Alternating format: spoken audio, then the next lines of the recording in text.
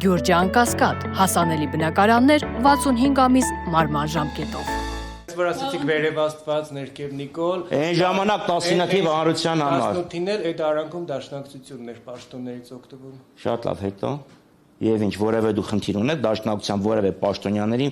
պաշտոնավարումից։ Կա կոնկրետ որևէ դժգոհություն, որևէ քննադատություն։ Հանրության որոշ հատվածի մոտ կար այն կարծիքը, որ եթե Նիկոլ Փաշինյանը ազգային ժողովի մոտից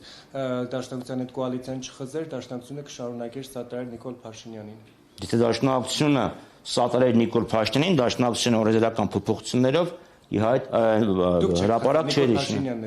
Ոչ, սուտ է, անամոթ կեղծիք է։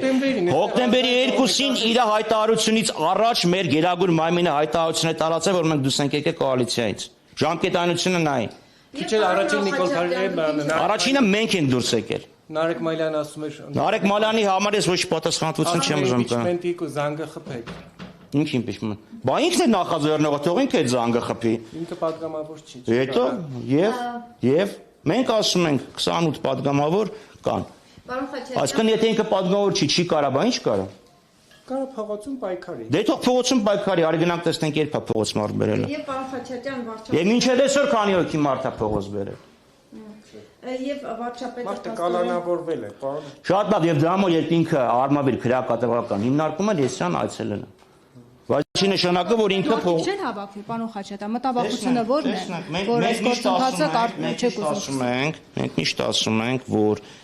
իշխանապողությունը առանց փողոցային ճնշման հնարավոր չէ։ Ո՞վ է խանգարում որ այդ փողոցային ճնշումը։ Փողոցային ճնշման գեներատորները միշտ եղել ենք մենք։ Հիմա էլ ինչու՞ չեք լինում գեներատոր։ Գեներատորները եղել ենք մենք։ Հիմա կան մարդիկ ասում են մենք առաջի ջութակ ենք նվագելու այդ մեկին մեջ բերում եմ, կավ, առաջնորդությունը ստվազնելու ենք, շատ լավ, ընդունեցինք, թող պրոցեսը սկսեն, մենք վերաբերմունք կարտանենք։ Պարոն Խաչատրյան, ընտրությունների օրը փաստորեն արդեն հայտնի է, ուղիղ 1 տարի է մնացել։ Ես կարծեմ ընտրությունների օրը որոշում է կենտրոնական ընտրական հանձնաժողովը, ոչ թե Ալեն Սիմոնյանը։ Դե Ալեն Սիմոնյանն է։ Այդ հարցը իրան։ Պարոն Խաչատրյան, Բայց եթե դու կարծեմ ուրիշ հարց ունեիք։ Հա, ես ուզում էի հարցնել, արդյոք այդ 1 տարին համարում եք, որ բավարար ժամանակ չէ, գուցե Նիկոլ Փաշինյանին իշխանությունից հեռացնելու, թեկուզ այդ փողոցային պայքարին հեռացնելու։ Նայեք, միակ ընդունելի գործիքը ընտրություններն են։ Երբեք չենք ասա։ Մենք ասել ենք բոլոր հնարավոր միջոցները։ Ընտրություններ եւ փողոցային պայքար։ Ճիշտ է դրանց համադրումն է։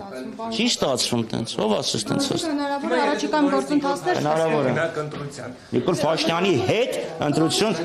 Նիկոլ Փաշինյանի հետ ոչ ոք ընտրություն չի լինում, եթե լինում է երկրում ընտրություններ, կուսակցությունը որոշում է մասնակցի թե չէ։ Դա Նիկոլ Փաշինյանի հետ ընտրություններ գնալ չի։ Դա Նիկոլ Փաշինյանի դեմ ընտրությունների գնալն է։ շարունակում եք ղեկավարել, այս դեպքում արդյոք օբյեկտիվ ընտրություններ պետք է լինեն։ Խախանցիկ ընտրություններ պետք է լինեն, խախտումներ չեն լինի, եթե Փաշինյանն է պաշտոնավորել։ Խախտումների հավանականությունը ավելի փոքր լինի,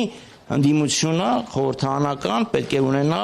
մասնակցություն, ներկայացվածություն ընտրական հանձնաժողովներում։ Կարծում եմ շատերին դա դուր չի գալիս։